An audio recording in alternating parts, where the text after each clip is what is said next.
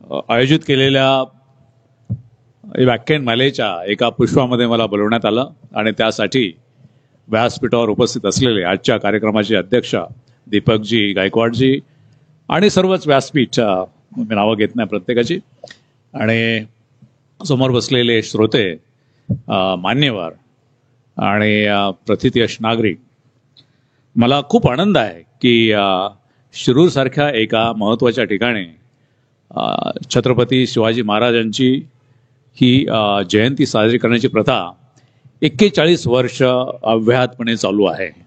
मला खरंच हा आनंदाची बाब वाटते आणि हे केवळ डीजे लावून किंवा मिरवणुका काढून होत नाही, तर एक व्याख्यानमालेच्या स्वरूपात होते, ह्याचा मला दुहेरी आनंद आहे. आणि तिसरा आनंद याच्यासाठी आहे की समोर श्रोते पण आहेत, कारण अलीकडे अशा ह्या व्याख्यानमालेला श्रोते मिळणं तसं मुश्किल आहे. कारण आपण सगळे लोक WhatsApp and YouTube and Twitter आणि या सगळ्या याच्यामध्ये इतके बिझी असतो की आपण फक्त स्क्रीनलाच बघतो, असे काही कार्यक्रमाला कुठे जात नाही. त्यामुळे मला समोर श्रोते बघून जरा बरं वाटलं, त्याबद्दल मी शिरूरकरांचे धन्यवाद करेल. दुसरी गोष्ट अशी आहे की आपण ज्या व्यक्तीची जयंती साजरी करतो आहोत आणि ज्या व्यक्तीसाठी ही व्याख्यान मला सुरू ठेवलेली आहे, ती महान व्यक्ती खरं म्हणजे की आपण त्यांची स्मृती तेवढ ठेवता आहात, हे माझ्या दृष्टीने मला वैयक्तिक आनंद देणारी गोष्ट अशी यासाठी आहे की शिवाजी महाराज हे जरी राजे होते तरी माझ्या वाचनामध्ये आलेले, माझ्या पाहण्यामध्ये आलेले इतक्या लोकशाही वृत्तीच्या आजच्या लोकशाहीमधले लोक सुद्धा नाहीत. इतके मोठे ते लोकशाही त्यांनी राजा असून सुद्धा चालवली होती.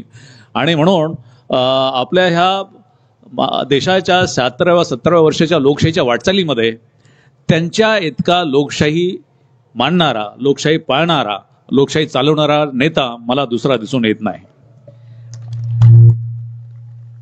शिवाजी महाराज इतके मोठे होते की मला वाटतं की त्यांच्याबद्दल जे काही आज बोललं जातं ते खरं म्हणजे की केवळ त्यांच्या मोठेपणाबद्दल बोललं जातं. मी थोडंफार त्यांच्याबद्दल फक्त एवढंच बोलेल, जास्त काही बोलणार नाही. आपल्याला अलेक्झांडर, अशोक सम्राट अशोक किंवा तुमचे महाराणा प्रताप सिंग किंवा खूप मोठ्या विभूती आहेत, यांचे शिक्षक माहीत आहेत का? किंवा त्यांचे शिक्षक कोण होते याच्याबद्दल चर्चा होती का? मग महाराजांच्या शिक्षकाबद्दल काय चर्चा व्हावी? कारण ते व्यक्तिमत्व इतकं मोठं आहे की तुम्ही त्यांच्या शिक्षकाबद्दल सुद्धा चर्चा करता. दुसरं की महाराजांच्या हे जे मी अगोदरची नावं घेतले की सम्राट अशोक वगैरे यांनी जे काही कर्तृत्व केलं, त्या कर्तृत्वाच्या बाबतीमध्ये कधी शंका घेऊन काही वेगळं कर्तृत्व आहे का, अमुक घडलं याच्याबद्दल शंका होतात का? नाही. महाराजांच्याबद्दल ते आजही शंका घेतल्या जातात. पण कशासाठी? तर काही कंपू असं आहे की त्यांच्या कर्तृत्वावरती थोडीशी शंका उत्पन्न करायची. आणि तुमचा एक असा वर्ग आहे, शिरूरकरांची ही व्याख्यानमाला अशी आहे की तुम्ही त्यांचं कर्तृत्व जे आहे ते तसंच पुढे चालू ठेवण्यासाठी ही एक अशी एक मोठी भूमिका गेली 41 वर्ष साजरी करता आहात. त्यामुळे मला तुम्हाला खरं म्हणजे की धन्यवाद दिले पाहिजेत की जे शिवाजी महाराज होते त्या शिवाजी महाराजांच्यासाठी तुम्ही काहीतरी तुमचं योगदान देत आहात. मला हा जो आज विषय दिलेला आहे की लोकप्रतिनिधी आणि नोकरशाही, सांविधानिक जबाबदाऱ्या आणि वास्तव, हा विषय दिलेला आहे. विषय तसा रटाळ आहे, म्हणजे असा काही फार एंटरटेनिंग नाही आहे, करमणुकीचा नाही आहे. आपण दररोजच लोकप्रतिनिधी बघत असतो, लोकप्रतिनिधींनी काय कामं केली किंवा त्यांनी काही कामं केली नाहीत म्हणून त्यांना दोष देत असतो. आणि प्रशासनाबद्दल तर मग असे काही मतांतरे असतात की अमुक अधिकारी चांगला आहे, तो तमुक अधिकारी चांगला होता, हा अधिकारी करप्ट आहे, तो अधिकारी करप्ट नव्हता, आणि मग ही कामं व्हायला पाहिजे होती ती झालेली नाही आहेत, की तसं का होतं. अशा या गप्पा याच्यामध्ये आपलं चाललेलं असतं. आणि बऱ्याच वेळेस अधिकारी चांगला आहे पण राजकीय नेते बिचाराला कामं करू देत नाहीत, असं एक आपण खूप म्हणत असतो की अधिकारी चांगला आहे पण काय करणार, बिचारा दबावाखाली काम करावं लागतं किंवा त्याला काम करू दिलं जात नाही. अशा पद्धतीचं एक संमिश्र असं वातावरण आपल्या केवळ महाराष्ट्रातच नाही तर देशामध्ये आहे. आणि प्रशासनाचा 34 वर्ष आतून हिस्सा राहिल्यामुळे आतलं जे बघितलेलं आहे ते खरं म्हणजे की वास्तव काय आहे आणि ऍक्च्युली कायदे काय आहेत या दृष्टीने मी थोडंसं आपल्याशी संवाद करेल. हा विषय तसा मोठा आहे, किचकट आहे. मी तुम्हाला काही संवैधानिक तरतुदी, कायद्यातल्या तरतुदी, कोणाच्या काय जबाबदाऱ्या याच्याबद्दल काही जास्त बोलणार नाही. पण फक्त मी मागे थांबू जरा. फक्त एक असं आहे की आपल्या सगळ्यांना जे काही जाणवतं ते खरं म्हणजे आपण बघितलं पाहिजे. आपण लोकशाही प्रणाली या देशामध्ये 26 जानेवारी 1950 आणली आणि दरवर्षी 26 जानेवारीला आपण ती पाळतो. 15 ऑगस्टही पाळतो, तसं 26 जानेवारी पाळतो.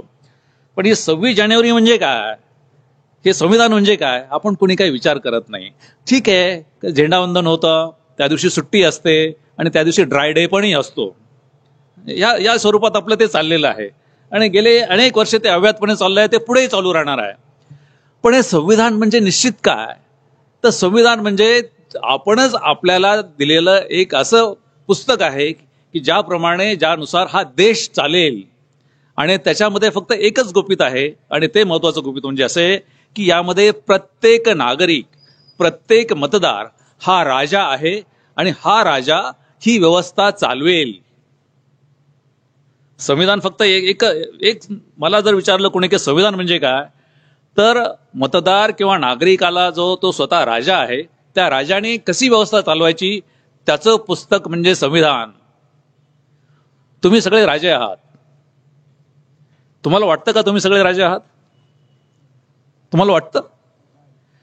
मग आपण हे संविधानाप्रमाणे वागत नाही याचा अर्थ. खरं तर संविधानाने आपल्याला सांगितलं की आपण सगळे राजे आहोत आणि हे जे लोकप्रतिनिधी निवडून दिलेले आहेत ते लोकप्रतिनिधी हे आपले काम करणारे, आपल्या वतीने काम करणारी व्यवस्था आहे. पण गेल्या 70-76 वर्षामध्ये जे काही झालं आहे ते काय झालेलं आहे की संविधान फक्त 26 जानेवारी हे 19 रोजी हे साजरा करण्याचा एक समारंभ झालेला आहे आणि त्याच्यामध्ये आपण कोण आहोत हे पूर्णपणे विसर पडलेला आहे. लोकशाही जर व्यवस्थापन आणली असेल तो लोकशाहीचा गाभा म्हणजे प्रत्येक मतदार हा निर्णयामध्ये त्याचा सहभाग असला पाहिजे, त्याच्या मताप्रमाणे राज्यव्यवस्था चाललेली पाहिजे. ही लोकशाही आहे. आणि ज्यावेळेस लोकशाहीची पहिली सुरुवात झाली 2532 वर्षापूर्वी ग्रीसमध्ये अथेन्स शहरामध्ये, त्यावेळेस असं होतं की प्रत्येक राजाशिवाय किंवा कुठला एखादा एम्परर असेल किंवा हुकुमशाह असेल त्याच्याऐवजी प्रत्येक नागरिकाला त्याचं जे चलनवलन होणार आहे, त्याचं जे आयुष्य आहे त्याच्यामध्ये त्याचा स्वतःचा सहभाग असला पाहिजे निर्णयामध्ये आणि त्याच्यावरती कुणी वरून काही लादलेलं नाही पाहिजे. ती व्यवस्था म्हणजे लोकशाही आलेली आहे आणि ती मेजॉरिटीने चालावी. म्हणजे जितके जास्तीत जास्त लोकांचं मत ज्या बाजूने असेल त्या बाजूने तो निर्णय व्हावा. अर्थात त्यावेळेस लोकसंख्या कमी होती अथेन्स शहराची आणि त्यामुळे की प्रत्येक समजा कुठून रस्ता करायचा किंवा नाही तर अथेन्स शहरातले सगळे नागरिक जाऊन त्याच्यावरती मतदान करायचे की इथे रस्ता करायचा की नाही. त्यामुळे लोकशाहीची सुरुवात म्हणजे प्रत्येक मतदाराला त्याचा मत मांडून निर्णय प्रक्रियेमध्ये सहभाग करून घेण्याची त्याची व्यवस्था होती आणि ती व्यवस्था ती नंतर बदलत गेली. मोठा इतिहास आहे, 2500 वर्षाचा इतिहास आहे, त्याच्यामध्ये जाण्याची गरज नाही. पण एक लक्षात घेतलं पाहिजे की याची सुरुवात म्हणजे हुकुमशाह किंवा राजा किंवा सम्राट याच्याऐवजी स्वतः मतदार नागरिक हाच निर्णय प्रक्रियेतला सर्वाधिकारी असावा. ही लोकशाहीची खरी म्हणजे बेसिक कल्पना आहे आणि ती कल्पना आपण संविधानापासून अवलंबण्यात आलेली आहे. आता लोकसंख्या वाढली त्यामुळे प्रत्येकाला तुमच्या शिरूर शहरामधल्या प्रत्येक नागरिकाला समजा कुठे पाण्याची पाईप टाकायचं असेल तर तिथे काही प्रत्येकाला जाऊन तिथे मतं नोंदवणे करणं शक्य नाहीये. म्हणून मग आपण लोकप्रतिनिधीची व्यवस्था आणली की देशाचा व्यवस्था चालवायची असेल तर खासदार निवडून द्यायचे, खासदारांनी केंद्र शासन निवडायचं, त्यांनी पंतप्रधानांनी मंत्रिमंडळ निवडायचं आणि त्यांनी व्यवस्था चालवायची. राज्याचं शासन चालवायचं असेल तर आमदार निवडून द्यायचे तुमचे प्रतिनिधी म्हणून, त्यांनी मुख्यमंत्री आणि त्यांचं मंत्रिमंडळ बनवायचं आणि मग ती व्यवस्था चालवायची. तुमच्या शहरामध्ये नगरसेवक निवडून द्यायचे, त्यांनी त्यांचे महापौर निवडून द्यायचे आणि मग ती व्यवस्था चालवायची. अशी प्रातिनिधिक स्वरूपाची लोकशाही आलेली आहे. ते तुमचे प्रतिनिधी आहेत, तुमच्यावरती राज्य करणारे लोक नाहीत. घटनेमध्ये संविधानामध्ये हे तुमच्यावरती वर्चस्व गाजवणं, इथे कुणी जर लोकप्रतिनिधी असतील त्यांनी मला माफ करावं. जी वस्तुस्थिती आहे ती आपण ऍक्सेप्ट करायला काही हरकत नाही. ही जी वस्तुस्थिती अशी आहे की तुमच्या नागरिकांचे, मतदारांचे ते प्रतिनिधी आहेत आणि प्रतिनिधी जाऊन त्यांनी ती व्यवस्था चालवावी जी तुमच्या मतदारांना अपेक्षित आहे, नागरिकांना अपेक्षित आहे. वास्तव काय आहे ते आपण नंतर बघूया, पण ही अशी संविधानात व्यवस्था आहे. आपल्याकडे 3 प्रकारचे शासन आहेत, 3 प्रकारचे सरकार आहेत. केंद्र शासन, राज्य शासन आणि स्थानिक स्वराज्य संस्था. स्थानिक स्वराज्य संस्था म्हणजे तुमच्या नगरपालिका, जिल्हा परिषदा, ग्रामपंचायत यांना सुद्धा सरकारांचं अस्तित्व, सरकारांचं त्याप्रमाणे जे संविधानामध्ये, घटनेमध्ये केंद्र शासनाला जसं एक अस्तित्व दिलेलं आहे, राज्य शासनाला जसं अस्तित्व दिलेलं आहे, तसंच या तुमच्या स्थानिक स्वराज्य संस्थांना सुद्धा शासन म्हणून, सरकार म्हणून अस्तित्व दिलेलं आहे 1993 नंतर. पण आपण अद्याप ते ऍक्सेप्ट केलेलं नाही की ह्या स्थानिक स्वराज्य संस्था हे सरकारे आहेत. आपण फक्त सरकार म्हणजे राज्य शासन आणि केंद्र शासन यांच्याकडेच बघतो. पण स्थानिक स्वराज्य संस्था या सुद्धा सरकार 1993-94 पासून झालेल्या आहेत आणि त्या त्यांनी चालवायच्या आहेत. सरकार म्हणजे कोण? आपल्याला असं सांगण्यात आलं असतं की बऱ्याच वेळेस की सरकार म्हणजे लोकप्रतिनिधी आणि शासकीय यंत्रणा, नोकरशाही हे रथाची 2 चाकं आहेत आणि त्या रथाची 2 चाकं व्यवस्थित चालवून मग त्यांनी ते सरकार चालवावं असं सांगितलं जातं. हे खोटं आहे. सरकार म्हणजे लोकप्रतिनिधींनी तयार केलेली व्यवस्था. याच्यामध्ये नोकरशाही हा सरकारचा भाग नाही. नोकरशाही ही सरकार नाही, हे खरं म्हणजे डोक्यातून काढून टाकलं पाहिजे. तुमच्या लोकांपैकी काही लोकांना नोकरशाही हे सरकार नाही म्हटल्यानंतर जरा थोडंसं अस्वस्थ व्हायला होईल. अरे असं कसं आहे? ते तर अधिकारी असतात, तेच चालवतात सगळं, आणि ते सरकार कसे नाही आहेत? तर ते सरकार नाही आहे. आणि कायद्यान्वये, संविधानान्वये सरकार फक्त लोकप्रतिनिधी आणि त्यांनी तयार केलेली व्यवस्था. सरकार म्हणजे हे मंत्रिमंडळ आणि त्यांची व्यवस्था, किंवा तुमचे महापौर किंवा नगराध्यक्ष त्यांची व्यवस्था, किंवा तुमचे पंतप्रधान आणि त्यांचे मंत्रिमंडळ किंवा मुख्यमंत्री, ही व्यवस्था म्हणजे सरकार. मग नोकरशाही काय आहे? नोकरशाही हे त्याच्यासाठी जी अंमलबजावणी करायची आहे त्याचं ते टूल आहे, ते एक हत्यार आहे. ही नोकरशाही हे त्याच्यामध्ये सरकार नाही. पण गेल्या 7 दशकांमध्ये असं काही झालं आहे की नोकरशाही सुद्धा सरकार आहे. आणि मग आम्हाला अधिकाऱ्यांना असं वाटतं, कुणी असं म्हटलं की सरकार, आम्हाला फार बरं वाटतं की तुम्ही अधिकारी आहात. खरं म्हणजे अधिकारी हा शब्द चुकीचा आलेला आहे. अधिकारी चुकीचा आहे. काहीतरी हा अधिकार कशामुळे, तुम्ही अधिकार कधी येतो की तुम्हाला अनिर्बंधित काहीतरी करायला तुम्हाला देण्यात आलं तर अधिकार येतो. पण तसं नाहीये. तुम्हाला सरकार जे सांगेल, नोकरशाहीला सरकार जे सांगेल ते खरं जे करायचं असतं ते नोकरशाहीने करायचं असतं. पण सगळ्यात पहिला एक डोक्यातून काढून टाकलं पाहिजे की सरकार हे फक्त लोकप्रतिनिधींनी निवडून दिलेली जी व्यवस्था आहे तीच आहे, आणि नोकरशाही हे फक्त त्याची अंमलबजावणी करण्याची एक यंत्रणा आहे, व्यवस्था आहे.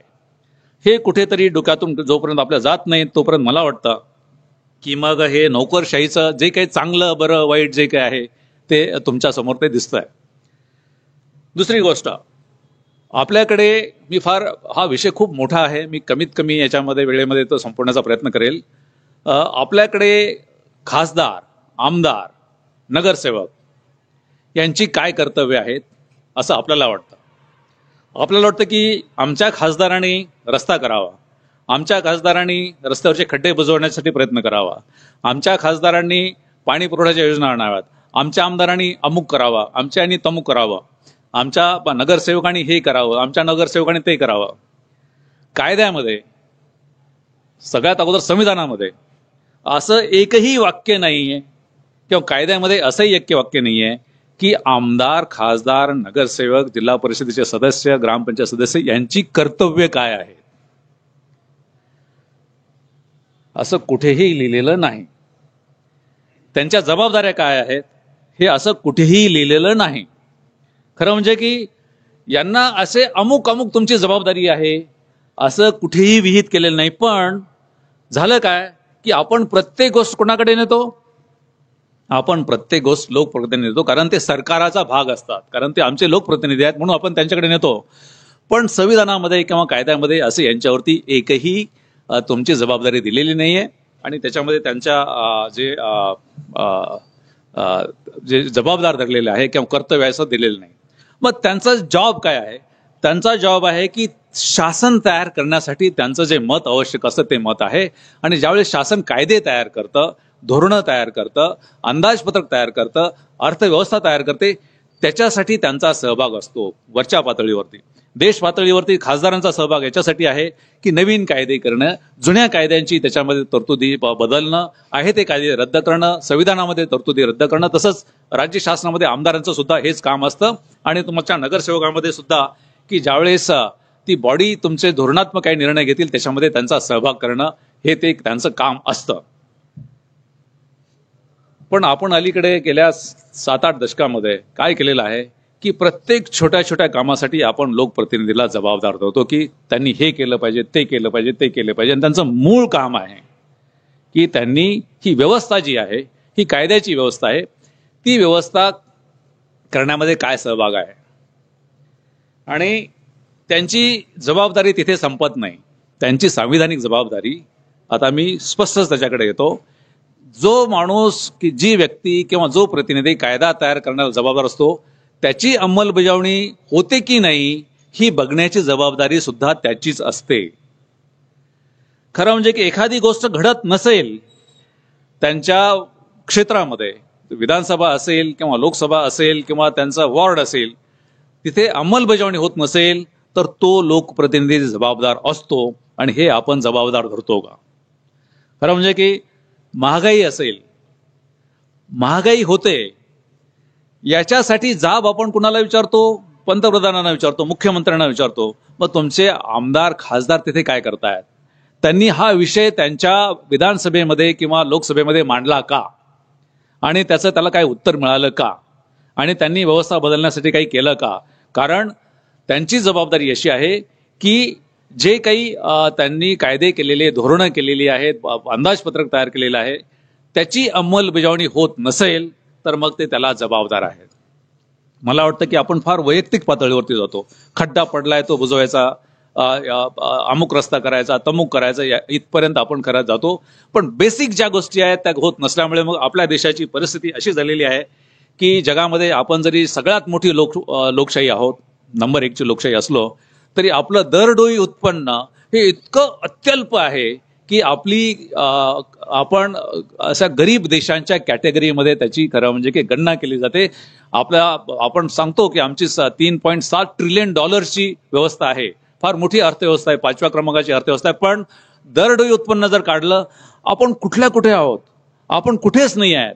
त्यामुळे नुसतंच बडे घर पोकळ वासा अशी आपली परिस्थिती आहे. आणि याच्यासाठी मग तुमचे आमदार आणि खासदार काय करतात? त्यांनी लोकसभेमध्ये काय केलं आणि विधानसभेमध्ये काय केलं हे बघण्याची त्यांच्याने, आपण त्यांना दुर्दैवाने आपण राजा म्हणून, आपण नागरिक म्हणून त्यांना याबाबतीत कधीच विचारत नाही.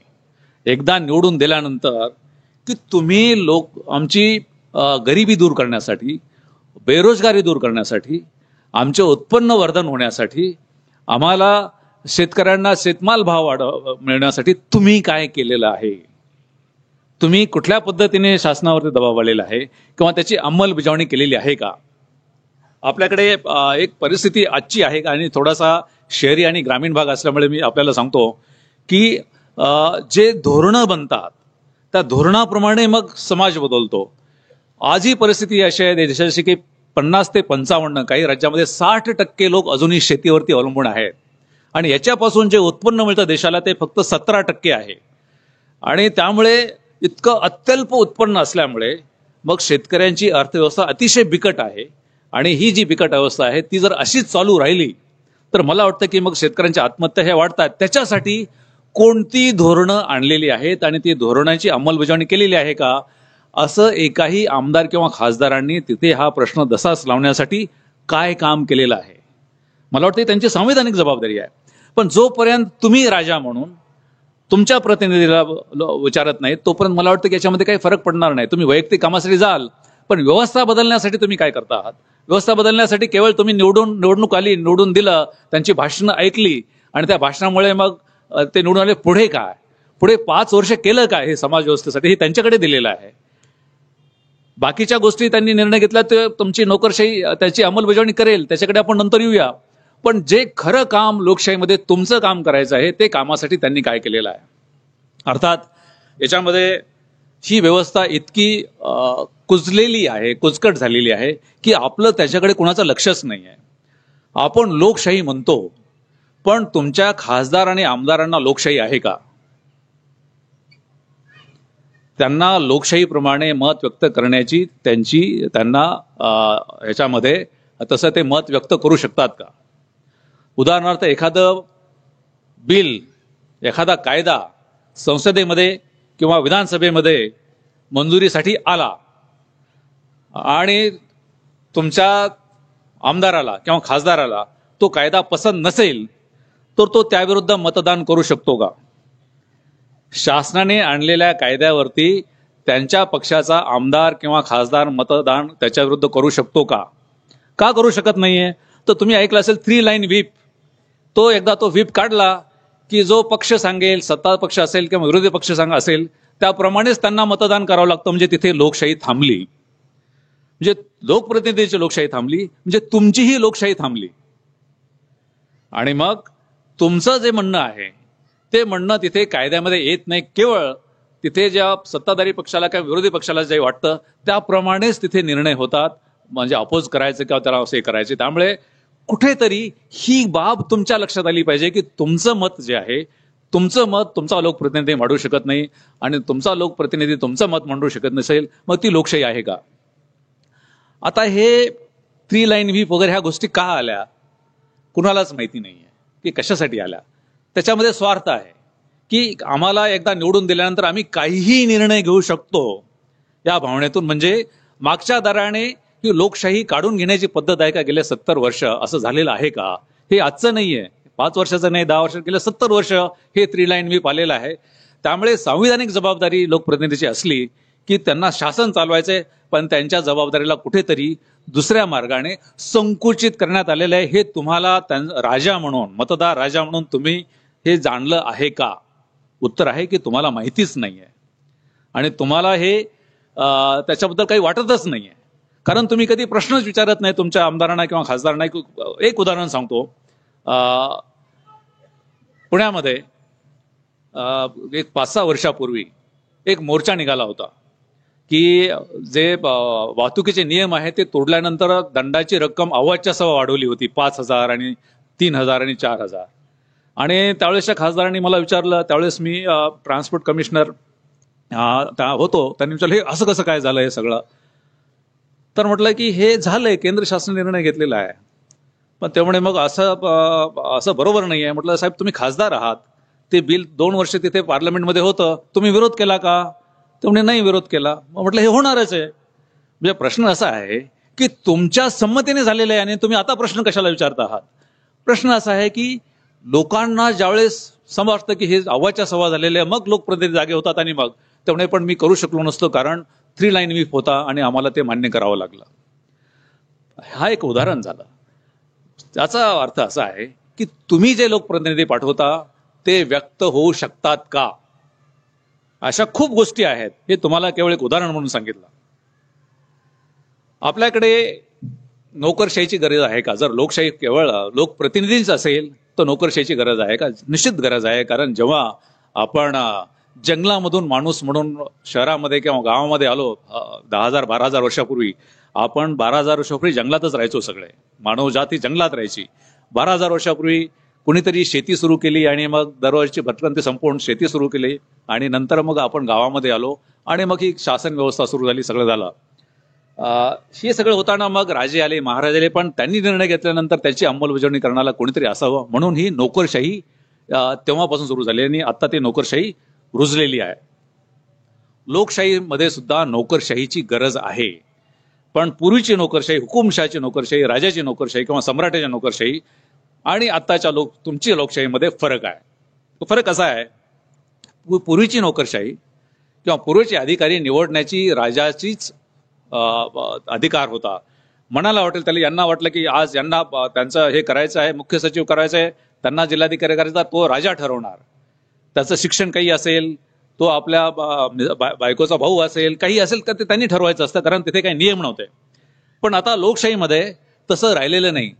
तुमच्या सगळ्यांची जी अपेक्षा आहे त्याप्रमाणे नोकरशाही असावी म्हणून नोकरशाही करण्यात आली. आणि मग ज्यावेळेस भारताला स्वातंत्र्य मिळालं आणि आपले संविधान तयार होत होतं त्यावेळेस याच्यावरती चर्चा झाली की इतक्या मोठ्या खंडप्राय देशामध्ये जी नोकरशाही येणार आहे ती नोकरशाही केवळ जनतेला जबाबदार असेल, केवळ राजकारणाला जबाबदार असणार नाही, राजकारणी सांगतील असंच ऐकणार नाही, म्हणून एक अशी सुदृढ एक दगडासारखी अशी कठीण लोकशाही असावी. आणि सरदार वल्लभभाई पटेल यांच्या शब्दामध्ये की लोखंडासारखी कठीण स्टील फ्रेम आपली नोकरशाही असावी. आणि म्हणून संविधानामध्ये एक खास प्रकरण 14 त्याच्यामध्ये भाग 14 त्याच्यात अंतर्भूत करण्यात आला. आणि ही नोकरशाही अतिशय प्रगल्भ, निष्पृह, कोणाच्याही याला बळी पडणार नाही आणि त्यांना बळी पडू नये म्हणून संरक्षण देण्याच्या त्याच्यात तरतुदी करण्यात आलेल्या आहेत. एकंदरीतच जरी लोकप्रतिनिधी शासनकर्ते असले, जरी लोकप्रतिनिधी म्हणजेच सरकार असलं, तरी ते सरकार चुकीचे निर्णय घेणार असतील तर ते चुकीचे निर्णय घेऊ नये म्हणून नोकरशाहीचा त्यांच्यावरती अंकुश ठेवण्याची व्यवस्था ही संविधानामध्ये करण्यात आलेली आहे. आज जे काही घडतं देशामध्ये गेले 70 वर्ष, त्यामध्ये नोकरशाहीला जी जबाबदारी दिलेली आहे की चेक्स अँड बॅलन्सेस, जे काही चुकीचं होतं राजकारण्यांच्याकडून, प्रत्येक वेळेस होतच असं नाहीये, राजकारणी प्रत्येक वेळेस चांगलंच काम करतात, पण ज्यावेळेस काही चुकीचं घडतं, ते चुकीचं घडत असेल तर ते घडू नये म्हणून त्याची जबाबदारी ही नोकरशाहीवरती टाकलेली आहे. आणि तशी नोकरशाही गेले 70 वर्ष वागली का, हे आपण स्वतःने विचार करण्याची गरज आहे. माझा अनुभव आहे पद्धतीने वागली आणि त्यांनी त्यांची जबाबदारी पार पडलेली नाही. जर आपण या देशामध्ये भ्रष्टाचार, या देशामध्ये इनडिसिप्लिन, या देशामध्ये जी दुर्गती आहे, या देशामध्ये जी बेरोजगारी आहे, त्याला जे जबाबदार आपण जे धरतो ते लोकप्रतिनिधीपेक्षा ही जी नोकरशाही यांच्या फेल्युअरला, त्यांच्या अयशस्वीतेला खरं म्हणजे जास्त जबाबदार धरलं पाहिजे. कारण त्यांची जबाबदारी होती की लोकप्रतिनिधी दर 5 वर्षांनी येतात आणि ते जाऊही शकतात, पुढच्या वेळेस निवडून येतील असंच नाहीये. हे लोकप्रतिनिधी फार प्रशिक्षितच असतील असं नाही, फार शिक्षितच असे असतील नाही, ते तज्ज्ञच असे असतील नाही, पण नोकरशाही मात्र की कॉम्पिटिशन मधून आलेली नोकरशाही असावी, प्रगल्भ असावी आणि त्यांना हे सगळं करता येणं शक्य आहे. आणि त्यांच्यासाठी मग जवळजवळ 35 ते 40 वर्ष त्यांना कार्यकाल दिलेला असतो. त्यांना लोकसेवा आयोगाकडून त्रयस्थ पद्धतीने हे केलेलं असतं. आणि सगळ्यात महत्वाचं म्हणजे की कोणताही लोकप्रतिनिधी किंवा शासन त्यांना विनाकारण काढू शकत नाही. कर्णाला जशी कवच कुंडले होती त्याच्यापेक्षाही जास्त स्ट्रॉंग, जास्त कठीण कवच कुंडलं नोकरशाहीला दिलेली आहेत. एखाद्या अधिकाऱ्याला जर एखाद्या मंत्र्याने, पंतप्रधानांनी किंवा मुख्यमंत्र्यांनी सांगितलं की असं चुकीचं काम कर आणि त्यांनी ते चुकीचं काम केलं नाही तर त्याला संविधानामध्ये संरक्षण आहे. आणि त्यांनी चुकीचं काम करू नये म्हणून मग संविधानात सांगितलं की त्याची चौकशी करून ते जर असं निष्पन्न झालं की चुकीचं काम केलं तरच त्याच्यावरती कारवाई करे, अन्यथा नाही. जर ते कामच चुकीचं असेल तर तो अधिकाऱ्याला अभय मिळतं. असं ह्या सगळ्या गोष्टी त्याच्यात दिलेल्या आहेत. एकंदरीतच अधिकाऱ्यांना काढायचं म्हटलं तर तुमच्या इन्क्वायरी कमिटीपासून ते सुप्रीम कोर्टापर्यंत ही इतकी मोठी व्यवस्था आहे की कुठल्याही अधिकाऱ्याला किंवा कर्मचाऱ्याला काढणं फार दुरापास्त असतं, फार कठीण असतं. हे कशासाठी करण्यात आलेलं आहे की लोकप्रतिनिधींनी काही चुकीची कामं सांगितली तर ते चुकीची कामं करू नयेत किंवा चांगली कामं जर करायची असतील तर लोकप्रतिनिधी कडून घ्यावीत, यासाठी हे नोकरशाहीला दिलेलं आहे. आणि हे त्यांच्यावरती सांविधानिक जबाबदारी आहे. ही जबाबदारी 70 वर्षामध्ये त्यांनी पाळली का, हा तुमचा आहे. तुम्ही प्रत्येकाने हे केला पाहिजे की ही खरंच त्यांनी जबाबदारी. मग आपण त्यांना फार हे करतो की अधिकारी चांगले आणि केवळ राजकीय दबावापोटी ते काही काम करू शकत नाहीत, पण दबावापोटी ते दबाव येणारच आहे. अशा पद्धतीचे काही राजकारणी त्यांना चुकीची कामं सांगणारच आहेत.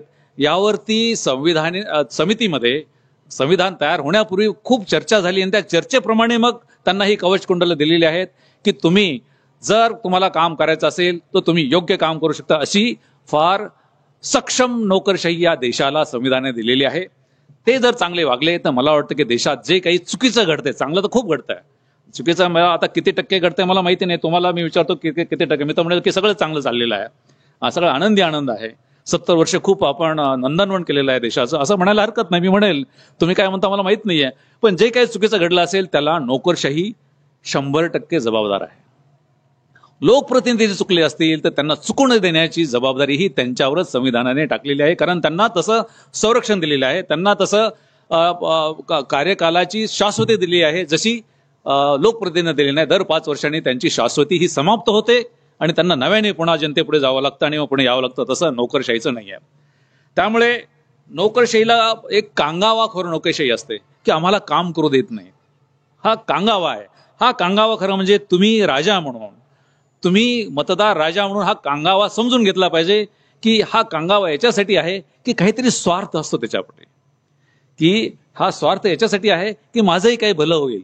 भलं म्हणजे की काही कायदेशीर भलं नाही, चुकीच्या पद्धतीचं भलं होईल असं नोकरशाही कायमस्वरूपी होती. आणि मग गेल्या 70 वर्षामध्ये नोकरशाहीचं हे कांगावेखोरपणा किंवा त्यांचं ग्रीड, ही आसक्ती खूप प्रचंड वाढलेली आहे. हे वास्तव आहे. आपण केवळ लोकप्रतिनिधीला दोष देऊन काही चालणार नाहीये. नोकरशाही काय करते, अर्थात लोकप्रतिनिधींची सुद्धा जबाबदारी आहे की नोकरशाही चांगली वागेल. पण संविधान म्हणतं की कदाचित जर तुमचे लोकप्रतिनिधी चुकले, आणि ते चुकणारच आहेत, मग तुमच्या नोकरशाहीने तरी हे थांबावं असं संविधानाला अपेक्षित होतं. ते तसं घडून येत नाही असं मला माझ्या ज्या 34 वर्षाच्या कार्यकालामध्ये मला प्रकर्षाने जाणवलं. आणि ती वस्तुस्थिती आहे. जर एखाद्या अधिकाऱ्याने जर ठरवलं की संविधानाप्रमाणे कायद्याप्रमाणे चालायचं, जनतेला जे पाहिजे त्याप्रमाणे चालायचं, तो अधिकारी तसं काम करू शकतो. हे याच्यामध्ये काही असं थिअरेटिकल नाही आहे. मी काही वैयक्तिक अनुभवावरून सांगतो की जर कोणी एखादा अधिकारी म्हणत असेल की मला काम करू दिलं जात नाही, माझ्या बदल्या होतात, असा पळपुटेपणा म्हणजे केवळ जनतेची सहानुभूती मिळवण्याचा एक त्याच्यामध्ये कांगावा असतो, ही त्याची ती परिस्थिती आहे. त्यामुळे राजाने, मतदाराने ठरवलं पाहिजे की लोकप्रतिनिधी तिथे अयशस्वी ठरले आहेत की नोकरशाही अयशस्वी ठरले आहे. मला वाटतं की आपण यापुढे नोकरशाहीचा हा जो कांगावाखोरपणा आहे, तो कांगावाखोरपणा कुठेतरी त्यांना समाजमनापुढे आणला पाहिजे. लोकप्रतिनिधीच्या बाबतीमध्ये आणखी एक महत्वाची गोष्ट आहे की त्यांच्या बाबतीत अलीकडे जे जे काही घडतं, उदाहरणार्थ की सुरुवात त्यांची कशी होते. तुम्हाला एखाद्या पक्षामध्ये तुम्हाला निवडून यायचं आहे, मग त्यांना पक्ष बघावा लागतो की कुठल्या पक्षामधून तुम्ही निवडून येऊ शकता. म्हणजे पक्षाची अगोदर चॉईस करावी लागते. त्यानंतर तिकीट मिळवावं लागतं. त्या पक्षात गेल्यानंतर तिकीट मिळवल्यानंतर मग निवडून येण्याचं दिव्य करावं लागतं. निवडून आल्यानंतर मग तुम्हाला शासनामध्ये जे असेल तर मग मंत्रीपद मिळवावं लागतं. मग मंत्रीपद मिळवल्यानंतर मग कुठलं खातं आहे ते मिळवावं लागतं. आणि कुठे खातं मिळाल्यानंतर मग तुम्हाला कुठल्या पक्षाचा पालकमंत्री आहे ते मिळवावं लागतं. इतकं काही मला वाटतं की या अधिकाऱ्यांच्या बाबतीमध्ये असं काही नाहीये. तुम्ही एकदा त्या सिस्टम मध्ये गेले की तुम्ही निवृत्त होईपर्यंत तुम्हाला कोणी काही करत नाही. तुम्हाला पोस्ट तिकडच्या मिळत राहतील, पण हे इतकं दिव्य त्यांना अधिकाऱ्यांना करावं लागत नाही. त्यांचं आयुष्य तसं एक चाकोरीबद्ध आणि सुशेगाद, मी कोकणामध्ये सर्व्हिसला होतो त्यामुळे सुशेगाद शब्द तिकडचा आहे. निवांत असं आयुष्य तुमच्या ह्याच्याप्रमाणे लोकप्रतिनिधीच्या किंवा राजकारणाच्या कम्पॅरिझन मध्ये, तुलनेमध्ये तसं सुशेगाद असतं. लोकप्रतिनिधी अलीकडे जे काही घडतंय, एक उदाहरण मी आपल्याला सांगेन आणि ते उदाहरणच म्हणून आपण घ्या. याच राज्यामध्ये एका पोलीस कमिशनरने सांगितलं की मला एका मंत्र्याने, गृहमंत्र्याने सांगितलं की तुम्ही 100 कोटी मला जमा करून द्या. गहजब मांडला, पूर्ण गहजब झाला या राज्यामध्ये की एक मंत्री एका पोलीस कमिशनरला सांगतो की 100 कोटी जमा करून दे. आता असं कोणी सांगू शकतं का की अशी तकलादू व्यवस्था या देशाची आहे का की तुम्ही काहीतरी चुकीचं करून 100 कोटी जनतेकडून तुम्ही लोबाडून घ्या आणि मला द्या. मग याच्यासाठी काही कायद्यातली तरतूद आहे की नाही. मग उद्या कुठल्याही तहसीलदाराला कुठलेही लोकप्रतिनिधी सांगतील की तुम्ही मला हे करून द्या, कुठल्याही याला काही सांगेल, कोणी करेल, ही व्यवस्था म्हणजे की अनागोंदी होईल. पण याच्यासाठी नियम आहेत, सर्व सुप्रीम कोर्टाचे त्याच्यामध्ये आदेश आहेत, कायद्यातल्या तरतुदी आहेत की अशी वस्तुस्थिती होऊ शकते आणि त्याला मग नोकरशाहीने कसं सामोरं जायचं. नोकरशाहीला सामोरं जाण्यासाठी त्याच्यामध्ये असं कवच कुंडलाने तरतूद करण्यात आलेली आहे की असं कोणी काही तुम्हाला चुकीचं सांगितलं, आणि हे चुकीचं सांगणं हे नेहमी तोंडी असतं. हे काही कोणी लेखी देत नाही की तुम्ही आम्हाला असं करून द्या. हे जर तुम्हाला काही चुकीचं सांगितलं लेखी किंवा तोंडी, तर तुम्ही ते कागदावरती लिहून सांगायला पाहिजे की हे अमुक अमुक मुळे चुकीचं आहे, हे मी करणार नाही आणि हे तुमच्या माहितीसाठी सादर. हे बंधनकारक आहे प्रत्येक अधिकाऱ्याने कर्मचाऱ्याला असं करणं. मग त्या पोलीस कमिशनरने सरळ सांगायचं होतं की महोदय 100 कोटी मिळवून देण्याची माझ्या ह्याच्यामध्ये नाहीये, अखत्यारीत येत नाहीये, मी करणार नाही, संपला विषय. पण किती गजब झाला त्याच्यावरती. हा गजब झाला. मला वाटतं की हा गजब व्हायचं कारण नाही, इतकी तकलादू व्यवस्था नाहीये आपली. आणि मग तुम्हाला जो दबाव येतो, हे जे सांगितलं जातं त्या दबावाचं कारण तो मानला तर मग तुमचाही त्याच्यामध्ये फायदा होतो आणि ही मग एक अभद्र युती. राजा इथे बसलेला आहे मतदार म्हणून, पण तिकडे त्यांनी पाठवलेले प्रतिनिधी आणि नोकरशाही यांची अभद्र युती होते, हे वास्तव आहे. संविधानिक तरतुदी काही असल्या तरी अभद्र युती ही आणखी जास्त वाढत चाललेली आहे, जास्त प्रखरतेने सक्षम होत चाललेली आहे. हे खरं म्हणजे की मतदार राजाने लक्षात आलं पाहिजे की अभद्र युती कशी थांबवता येईल. आणि मग काही जिल्ह्यामध्ये या राज्यातील जी कायदा आणि सुव्यवस्थेची परिस्थिती बिघडली, ती बिघडण्याचं कारण म्हणजे मग तिथली जे नोकरशाही होती त्या नोकरशाहीने अनेक गोष्टीला विरोध न केल्यामुळे मग त्याची तुलना बिहार बरोबर करावी लागली. याला काही केवळ लोकप्रतिनिधी जबाबदार नाही आहेत, तिथली व्यवस्था जबाबदार आहे, तिथले अधिकारी जबाबदार. त्या अधिकाऱ्यांनी जर ठामपणे काही गोष्टी करण्यास नकार दिला असता तर मला वाटतं की असं काही होण्याचं काही कारण नाही आहे. आणि माझ्या पाहण्यामध्ये असे अनेक असंख्य उदाहरणं आहेत की असे प्रसंग अनेक अधिकाऱ्यांच्या जीवनामध्ये येतात की दबाव येतो, पण तुम्ही प्रांजळपणे जर लोकप्रतिनिधीला सांगितलं, ठामपणे सांगितलं, तर लोकप्रतिनिधी बहुतांश वेळेस ऐकतात. जास्तीत जास्त काय होईल? बदली होईल. खरं म्हणजे बदलीला घाबरण्याचं काहीच कारण नाही आहे की ज्यावेळेस महाराष्ट्राच्या बाहेर तर बदली होत नाही, अंदमान निकोबारला तर कुठे जायची हे नाही आहे, कारण ते अंदमान निकोबारला बदली करू शकत नाहीत. मग बदली हे घाबरण्याचं वास्तव का केलं जातं की, आणि ज्यांच्या बदली होतात त्यांना समाज हिरो का ठरवतं? मला ह्या राजाला विचारायचंय की ज्या अधिकाऱ्यांच्या कायमस्वरूपी बदल त्यांना हिरो का करताय तुम्ही? बदली हे ऍक्सेप्ट केलं पाहिजे. तुम्ही चांगलं काम करताय ना, मग जा बदलून दुसऱ्या ठिकाणी. ज्यावेळेस तुम्ही IAS होता, मग मेघालयावरून महाराष्ट्रात येता, पण महाराष्ट्राची बदली तुमची इथून चंद्रपूरला झाली तर नको पाहिजे असते. हे म्हणजे हे पळपुटेपणा आहे. त्यामुळे बदली किंवा अमुक कारणासाठी मग ते बिचारे ठरतात की हे लोकप्रतिनिधी मग त्यांची बदली कुठेही करतात. अरे कुठे करतात म्हणजे काय? ते काय महाराष्ट्राच्या बाहेर तर बदली करू शकत नाही. या सगळ्या गोष्टीचा हा कांगावेखोरपणा जो आहे तो बघितला पाहिजे की, आणि याचं कारण असं आहे या राजाला, मतदाराला माहिती नाहीये की या नोकरशाहीला किती सक्षम केलेलं आहे कायद्याने की त्यांच्या विरुद्ध कोणी काही करू शकत नाही जोपर्यंत त्यांचा स्वार्थ जागा होत नाही. नोकरशाहीचा स्वार्थ जागा झाला, त्यांची लोकप्रतिनिधीशी अभद्र युती झाली, तर मला वाटतं की मग यामध्ये या सगळ्या गोष्टी घडतात. आपल्या काही बहुतांश लोकांचा जन्म झाला नसेल अशा वेळेस महाराष्ट्रामध्ये प्रचंड दुष्काळ पडलेला होता 1972ला. काही लोकांना माहिती असेल, मला वाटतं बहुतांशांना माहीत नसेल कारण जन्मही झालेला नसेल. पण 2-3 वर्ष पाऊस पडलेला नव्हता, लोकांना खायला नव्हतं, मोठ्या मोठ्या बागायतदारांना सुद्धा वाईट परिस्थिती झालेली होती. आणि मग शासनाने विचार केला की लोकांना जगवलं पाहिजे, कारण परिस्थिती तशी होती. रेशन घ्यायला सुद्धा, रेशन दुकानावरती अन्न जरी पाठवलं तर घेण्यासाठी त्यांच्याकडे पैसे नव्हते, कारण पीक आलेलं नव्हतं. आणि जे काही सदन लोक होते त्यांची परिस्थिती हालाखीची झाली. मग शासनामध्ये अधिकाऱ्यांनी आणि लोकप्रतिनिधी ठरवून एक योजना आणली, एम्प्लॉयमेंट गॅरंटी स्कीम. आपल्याला माहिती आहे, एम्प्लॉयमेंट गॅरंटी स्कीम आणली. त्या स्कीममध्ये काय केलं की रोजगार हमी योजना, की ज्यांना कुणाला काम पाहिजे असेल त्यांनी काम करायचं आणि त्याच्यासाठी मोबदला मिळाला जाईल. आणि त्यासाठी सुकडी नावाचं अन्नधान्य ते दिलेलं होतं, सुकडी नावाचं दिलेलं होतं, त्यामुळे त्यांचा उदरनिर्वाह होईल. आणि त्याच्यामध्ये काय झालं की खूप प्रचंड कामं झाली महाराष्ट्रामध्ये. प्रचंड कामं काय झाली की रस्ते झाले, जमिनीच्या सुधारणा झाल्या, तुमच्या जलसंधारणाच्या सुधारणा झाल्या, पाझर तलाव झाले. आणि मग महाराष्ट्राची जी प्रगती तिथे, म्हणजे दुष्काळामधून महाराष्ट्राची प्रगती व्हायला सुरुवात झाली. अन्यथा ही जर योजना आणली नसती तर महाराष्ट्रामधून परराज्यामध्ये खरं म्हणजे की आपलं मायग्रेशन झालेलं असतं. पण ती योजना अशी होती. पण त्यावेळेस महाराष्ट्रातल्या अधिकाऱ्यांनी आणि लोकप्रतिनिधी असं ठरवलं नाही की त्यांना फुकट पैसे द्या. 1972चा निर्णय, त्यावेळेस ती प्रगल्भ होती. त्यावेळेस अशी अभद्र युती झालेली नव्हती, अभद्र युती व्हायला वेळ होता. आता ती अभद्र युती झाली की नाही हे तुम्ही ठरवायचं आहे. कुठेही मोर्चे नाहीत, कुठेही काही नाहीये, तरी पैसे दिले जात आहेत.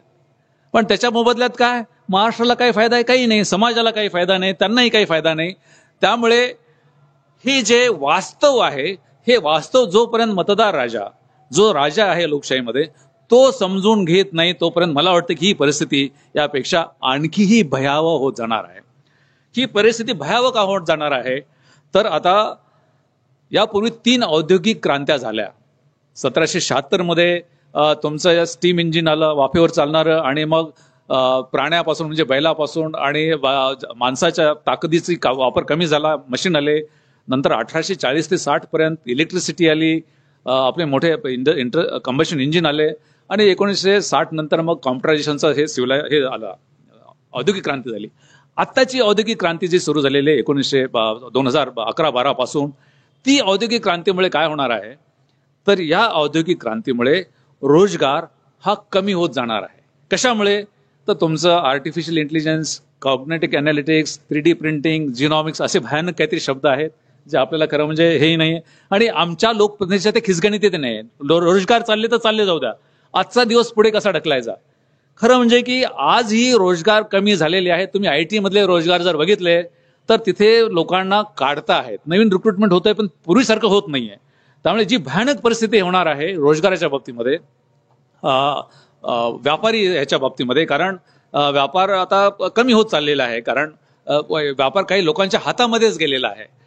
कसा गेलेला आहे याच्यामध्ये काही इथे केमिस्ट बसलेले आहेत. उदाहरण सांगायचं झालं तर आपण ऑनलाईन अलीकडे खूप मागवतो. औषधं ऑनलाईन मागवण्याची सुद्धा एक टूम निघाली होती, औषधं सुद्धा ऑनलाईन द्यावीत.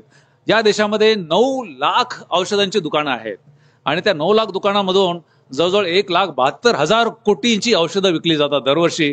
आणि त्याच्यापासून 25-30 हजार कोटी या 9 लाख लोकांची जे फॅमिलीज आहेत, 50-60 लोकांची, त्याचा उदरनिर्वाह होतो. पण ही जी नवीन आता चौथी औद्योगिक क्रांती आलेली आहे, त्या औद्योगिक क्रांतीमुळे मग हे ऑनलाईन जर औषधाची विक्री सुरू झाली तर केवळ 3-4 लोकच ते ऑपरेट करतील हे संपूर्ण 1,72,000 कोटीचा व्यवसाय, आणि 9 लाख औषध दुकानं बंद होतील. मग हे 60 लाख त्याच्यावरती अवलंबून आहेत, ते कुठे जाणार आहेत. त्यामुळे व्यवसायावरती सुद्धा याच्यामध्ये एक गदा येणार आहे. आता आपल्याला अशा लोकप्रतिनिधींची आणि नोकरशाहीची जबाबदारी आहे की त्यांनी भविष्यातलं वास्तव आत्ता समजून घेऊन त्याप्रमाणे त्याची तरतूद केली पाहिजे. पण ते काहीही करत नाही. खरं म्हणजे की मतदार राजाने विचारलं पाहिजे की ही तुमची संविधानिक जबाबदारी आहेच आहे आणि तुम्ही वास्तव समजून घ्या आणि त्याप्रमाणे कारवाई करा. हे उदाहरण म्हणून झालं. असं प्रत्येक क्षेत्रामध्ये सध्या घडत आहे. जिथे जिथे घडत आहे की नोकऱ्या कमी होत आहेत, व्यवसायाच्या संधी कमी होत आहेत, आणि तिथे मग तुम्हाला तुमच्या लोकप्रतिनिधींना जबाब विचारला पाहिजे की तुम्ही काय करतायत, नवीन धोरणं काय करणार आहात, नवीन धोरणं तिथे तुम्ही आणत आहात की नाही, किंवा आहे ते धोरणं कशा पद्धतीने तुम्ही राबवणार आहात. आपल्याला एक फक्त अतिशय भयानक वास्तव सांगतो, ते असं आहे की आपल्याकडे मी अगोदर सांगितल्याप्रमाणे 55 ते 60% लोक शेतीवरती अवलंबून आहेत आणि त्यांच्याकडून फक्त 17% उत्पादन मिळतं देशाला. हीच परिस्थिती अमेरिकेची होती, हीच परिस्थिती युरोपची होती. काही दशकांपूर्वी त्यांनी अतिशय स्मार्टली, अतिशय विजन ठेवून एक केलं की शेतीवरची जी लोकसंख्या होती ती त्यांनी कारखानदारी आणि सेवा क्षेत्राकडे वळवली. आणि आज अमेरिकेचे फक्त 1% लोक शेतीवरती अवलंबून आहेत, जिथे आपल्याकडे 55 ते 60% आहेत, आणि तिथे शेतीचं उत्पन्न सुद्धा 1%च मिळतं. आपल्या पुढे हे एक आव्हान आहे की 55% लोक हे शेतीकडून तुमचे इतर व्यवसायाकडे कसे जातील, आणि त्यामुळे मग शेतीवरचं अवलंबित कसं होईल. आणि मग सामाजिक जो संघर्ष चालू आहे सध्या भारतभर, देशभर, महाराष्ट्रामध्ये, तो संघर्ष कमी कसा होईल. पण दुर्दैवाने या चौथ्या औद्योगिक क्रांतीमुळे या तुमच्या कारखानदारी आणि सेवा क्षेत्रातल्या नोकऱ्या आणि तुमच्या व्यवसायाच्या संधी पण कमी होत चाललेल्या आहेत. त्यामुळे आपल्याला अमेरिका आणि युरोप सारखं करता येणार नाही. हे होण्यासाठी काय केलं पाहिजे, यासाठी तुमची नोकरशाही काय करते आहे, हे नोकरशाहीने लोकप्रतिनिधींना सांगितलं पाहिजे. तुम्ही असं असं हे केलं पाहिजे, तसं काही होत नाही. आणि मग तुम्ही तुमच्या लोकप्रतिनिधींना विचारलं पाहिजे, एक मतदार राजा म्हणून तुम्ही काय करणार आहात. अर्थात त्यापूर्वी आपल्याला समजलं पाहिजे की वस्तुस्थिती काय आहे या सगळ्या गोष्टीची. मला वाटतं की सध्या सगळा मतदार राजा जो आपण म्हणतो, त्या राजाने संविधानिक ज्या जबाबदाऱ्या आहेत लोकप्रतिनिधीच्या आणि नोकरशाहीच्या, त्या जाणून घेतल्या पाहिजे. आणि मग जे वास्तव आहे, आपल्याला वास्तव सुद्धा माहिती नाहीये की कोण काय करतो आणि कोण काय करत नाहीये. की काही गोष्टी अशा घडतात शासनामध्ये की ज्याची गरजच नाहीये, ज्या गोष्टी घडायला पाहिजेत त्या घडत नाहीयेत. हे वास्तव जर स्वीकारलं तर मला वाटतं की काहीतरी बदल होऊ शकतो. अन्यथा मला वाटतं की आपण एक राजा म्हणून लोकशाहीने जे 2005-8 वर्षापूर्वी जी काही व्यवस्था इथे आणली या पृथ्वी तलावरती, ती व्यवस्था खरं म्हणजे की कुचकामी ठरल्यासारखी होईल. आणि हा जो मतदार राजा आहे, तो मतदार राजा आपला अधिकार समजण्यामध्येच कुठेतरी गफलत केली असं होईल. आणि मग भविष्य जे आहे ते पुढच्या पिढ्यांसाठी तरी तितकंसं चांगलं असणार नाही. म्हणून संविधानिक तरतुदी ज्या आहेत त्या समजून घेतल्या पाहिजेत. आणि जे वास्तव सध्या चालू आहे ते केवळ नुसतंच लोकप्रतिनिधींना पंचिंग बॅग म्हणून सारखं त्यांना क्रिटिसाइज करण्यात अर्थ नाही. त्यांना सांगितलं पाहिजे की तुमचं कुठे चुकतं आहे.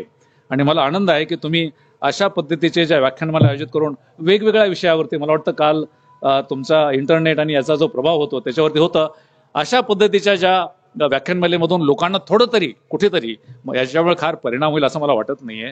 पण जो काही तुमचा हा मिनमिनता दिवा आहे, ह्या दिव्याच्या माध्यमातून तुम्ही हे जे सुरू केलेलं आहे ते मला वाटतं की यामध्ये काहीतरी बदल घडायला सुरुवात होईल. मला जिथे जाईल तिथे मी ह्या गोष्टी मांडत असतो आणि त्यामुळे कदाचित काही लोकांना त्या पटणारही नाही आहेत. लोकप्रतिनिधींनाही पटणार नाही आणि नोकरशाहीलाही पटणार नाही आणि ते म्हणतील की हा आता काय निवृत्त झालेला आहे, हा काही बोलतो, असं असू शकतं. पण मी जे बोलतो ते मी जे करू शकलो त्या पार्श्वभूमीवर बोलू शकतो. मी जे काही करू शकलो नाही त्याच्याबद्दल मी अजिबातच बोलत नाही की नोकरशाही जे काही करू शकते आणि ठामपणे करू शकते आणि कोणत्याही आता मी अजून व्यवस्थित निवृत्त झालो, मला काही त्रास झाला नाही किंवा मला काही असं हे झालं नाहीये, ठीक असेल. त्रास होतो तो कारण तुमच्या पगारामध्येच तुमच्या त्रासाचा त्याचा एक हे असतो, एलिमेंट असतोच, कारण तितका जास्त पगार असतो. तुम्हाला त्रास होणारच आहे यासाठी जास्त पगार असतो, पेन्शन असते. त्यामुळे त्रास होईल मी अमुक करणार नाही ही बोट चेपी भूमिका ही कुठल्याही नोकरशाहीने घ्यायला तिथे खरं म्हणजे की वाव नाही. आणि म्हणून की मी केवळ निवृत्त झालो म्हणून असं बोलत नाहीये, तर मी यापूर्वी ते करत होतो. खरं म्हणजे की शिवाजी महाराजांच्या बाबतीमध्ये शिवाजी महाराजांचं व्याख्यान किंवा त्यांच्या नावाने पक्ष चालवणं किंवा त्यांच्या नावाने मतं मागणं हे तर चांगलंच आहे, फार चांगलं आहे. पण त्यापेक्षा शिवाजी महाराजांना राबविणं आणि प्रशासनामध्ये मी शिवाजी महाराजांना राबविण्याचा जो काही प्रयत्न केला थोडाफार, मला वाटतं की तो यशस्वी होऊ शकतो. आणि यासाठी मग नोकरशाहीला तुकाराम म्हणजे तुम्ही विचारलं पाहिजे की तुम्ही शिवाजी महाराजांबद्दल बोलता, तुम्ही शिवाजी महाराज शिकलेला आहे, मग तुम्ही शिवाजी महाराज राबवित का नाही? शिवाजी महाराज राबवणं म्हणजे काय की रयतेचा राजा. खरं म्हणजे आता रयतच राजा झालेली आहे. एक लक्षात घ्या, शिवाजी महाराज हे रयतेचे राजे होते, आता रयत राजा झालेली आहे. खरं म्हणजे की त्याच्या पुढची स्टेज आता आलेली आहे. अशी स्टेज आली असताना ही रयतच त्यांना माहित नाही की आम्ही राजा झालेलो आहोत.